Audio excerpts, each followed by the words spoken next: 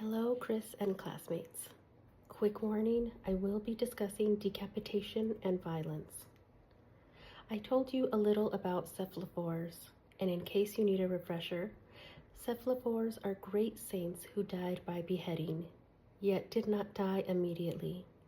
Instead, after beheading, their bodies picked up their head, carried it, and continued to speak and move among the living as if intact. Cephalophores are honored with prayer and feast days, and I'll discuss the hagiographies of some of these saints. Let me give you a few more definitions. A martyr is a person who willingly dies as a result of witnessing faith and or refusing to give up life for the sake of principle. A saint is an individual who has been formally acknowledged, particularly through the process of canonization, for their exceptional holiness. They are known for their devoutness and moral excellence. A feast day for a particular saint is the day that saint is honored, usually their day of death. Hagiography is the writing of the lives of saints. Because cephalophores are not the typical saints we hear about, I'm excited to tell you about these martyrs that are an extraordinary example of miraculous triumph over death. Saint Eustace of Beauvais, around 9 years old, is the youngest cephalophore, beheaded for professing Christianity and not revealing the location of his father and uncle, who were under the Diocletian persecution. After the Roman soldiers beheaded the child, he was found by his father, holding his head in his lap, then asked his father to carry it to his mother, that she may kiss it. The young saint's feast day is October 18th. In the 3rd century, sibling saints Regula and Felix were beheaded together for refusing to renounce their faith. They both picked up their heads, walked 40 paces, prayed, before lying down to die. They were buried in that spot.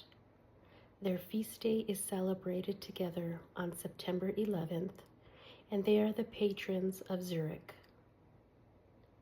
It is said that Saint Minus was thrown into a furnace and lion's den and survived both attempts on his life.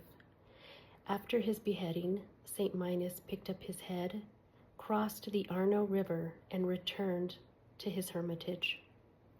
His feast day is October 25th. Saint Valeria of Limoges was martyred by beheading for refusing to marry Duke Stephen in the French medieval period. Valeria picked up her head and set it before Bishop Marshall, who converted her to Christianity. Her feast day is December 9th. Perhaps the most well-known cephalophore is Saint Denis. Saint Denis, who was born in Italy, suffered under the persecution of Decius. He was beaten, tortured, and even thrown to wild animals to be eaten alive. He was finally beheaded.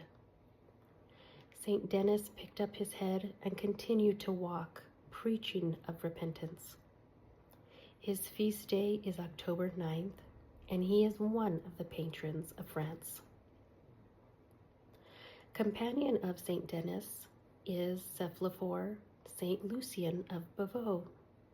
His hagiography says he was given precognition by God, and for this was accused of sorcery.